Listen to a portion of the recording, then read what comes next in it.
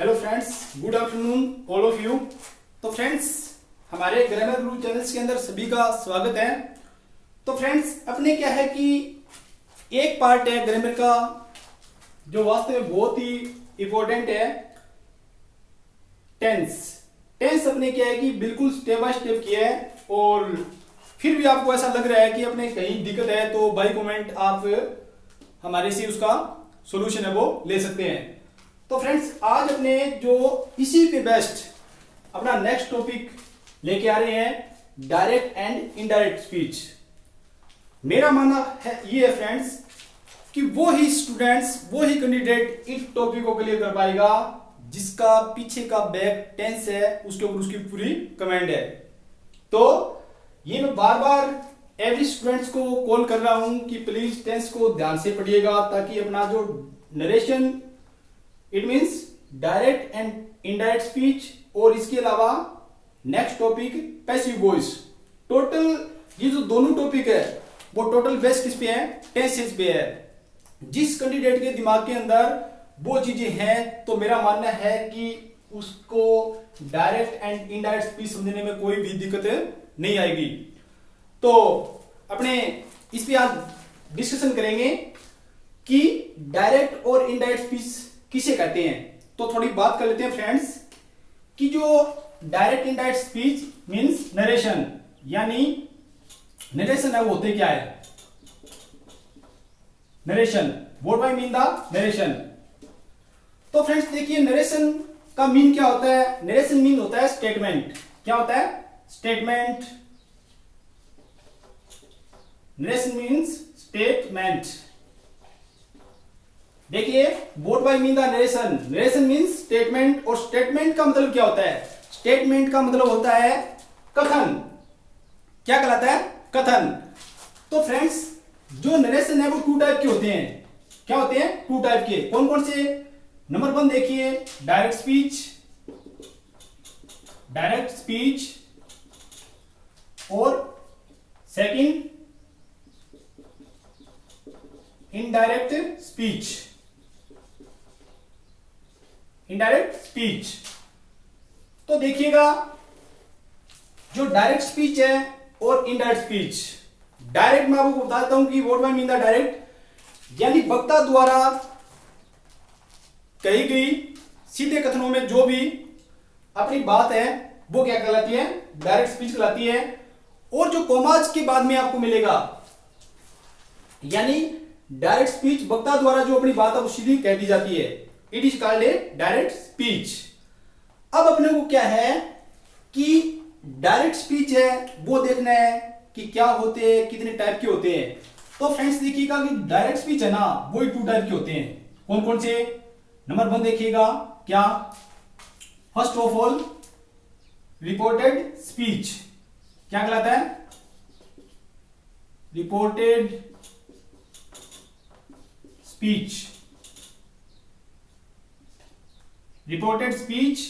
और नेक्स्ट देखिएगा, क्या?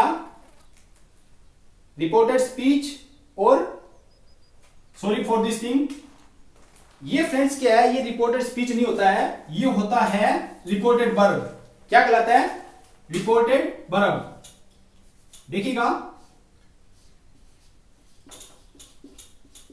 Reported verb. और सेकंड देखिएगा, क्या कहलाता है? Reported speech. फिर देखिए फ्रेंड्स, मैं दोबारा आपको थोड़ा पुनः रिवाइज करवा देता हूं कि रिपोर्टेड वर्ब और रिपोर्टेड स्पीच, ये बेसिकली बातें अपने इसलिए कर रहे हैं ताकि आपको डायरेक्ट एंड इनडायरेक्ट या नरेशन है वो क्लियर हो जाए। तो एक बार थोड़ा सा प्लीज इसको ध्यान से देख लीजिएगा और अंत तक जरूर देखिए। मेरी गारंटी है, मैं आपको विश्वास के साथ, होप के साथ कह रहा हूं कि इस टॉपिक में आपका क्वेश्चन है वो कहीं गलत नहीं होगा।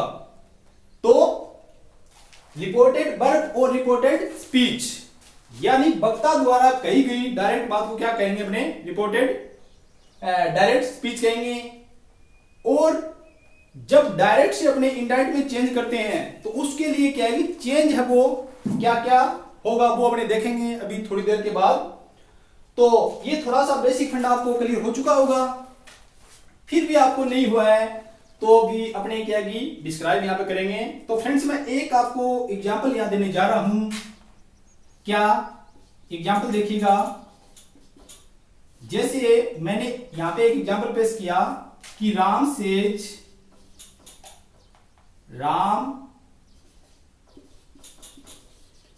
कोमा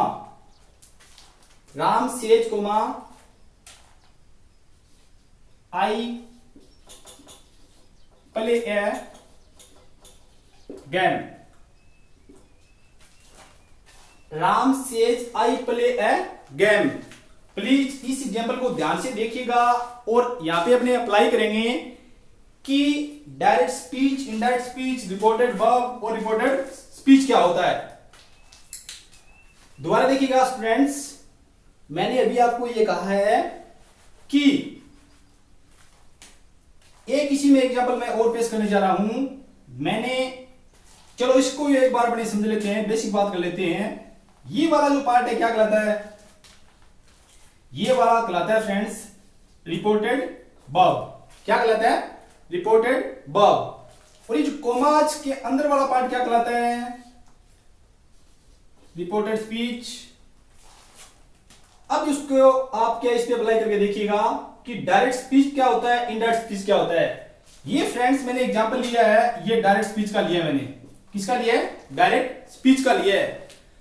उस एग्जांपल को वो स्टूडेंट समझ पाएगा, वो डायरेक्ट से इनडायरेक्ट में चेंज कर पाएगा जिस स्टूडेंट्स के दिमाग के अंदर टेंसेज है। क्या है? टेंसेज है। और टेंसेज का मीन मैं आपको बार बार एक बात कह रहा हूं कि टोटल बेस ये दोनों टॉपिक है, डायरेक्ट, इनडायरेक्ट और पैसिव वॉइस। टोटल टॉपिक है बेस किस पे है? टेंसेज पे है। तो फिर अगेन देखिएगा, यहां पे मैं एक डिस्क्राइब करने जा रहा हूं कि अगर आपको रिपोर्टेड वर्ब के अंदर, लिसन अगेन केयरफुली, अगर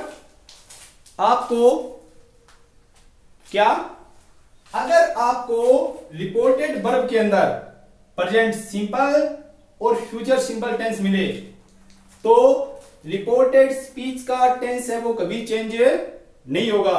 लिसन अगेन, मैंने आपको यह कहा फ्रेंड्स कि अगर रिपोर्टेड वर्ब के अंदर प्रेजेंट सिंपल और फ्यूचर सिंपल टेंस हो तो रिपोर्टेड स्पीच का टेंस कभी चेंज नहीं होगा। तो फ्रेंड्स यहां पे बेस अपना अपना लीजिएगा, ध्यान से देखिएगा। अब उसको जब अपने चेंज करेंगे तो कंजक्शन, कॉमास को हटाके वो चीजें तो अपने लगाएंगे। टोटल जो चेंजेबल होगा, जो 5 थिंग है वो मैं आपको करवाऊंगा, बिल्कुल स्टेप बाय स्टेप कराऊंगा।